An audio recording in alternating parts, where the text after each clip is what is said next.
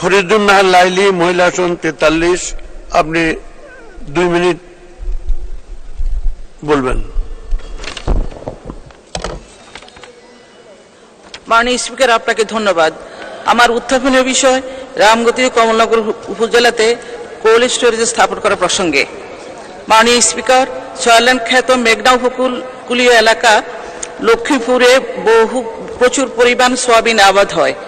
বর্তমান জাতীয় উৎপাদনের প্রায় 80% সয়াবিন এই জেলায় রায়পুর, কমলনগর, রামগতি উপজেলাতে উৎপাদিত হচ্ছে। উৎপাদন খরচ কম, ভালো দাম ও অধিক ফলন পাওয়ার কারণে জেলার চাষিরা রবি শস্যের পরিবর্তে দিন দিন সয়াবিন চাষে আগ্রহী হয়ে উঠেছে।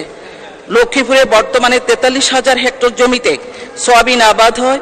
কৃষকের প্রত্যাশা সয়াবিন ভিত্তিক শিল্প কারখানা ও পর্যাপ্ত কোল্ড স্টোরেজ স্থাপন করা হলে সয়াবিনকে কেন্দ্র করে এই অঞ্চলে উন্মোচিত হবে অর্থনৈতিক উন্নয়নের দুয়ার। বিষয়টি অতীব গুরুত্বপূর্ণ বিধায় কার্যকর পদক্ষেপ গ্রহণের জন্য আমি মাননীয় শিল্পমন্ত্রীর দৃষ্টি আকর্ষণ করছি। মাননীয় স্পিকার, আপনাকে ধন্যবাদ। ধন্যবাদ মাননীয় সদস্য, আপনাকে অসংখ্য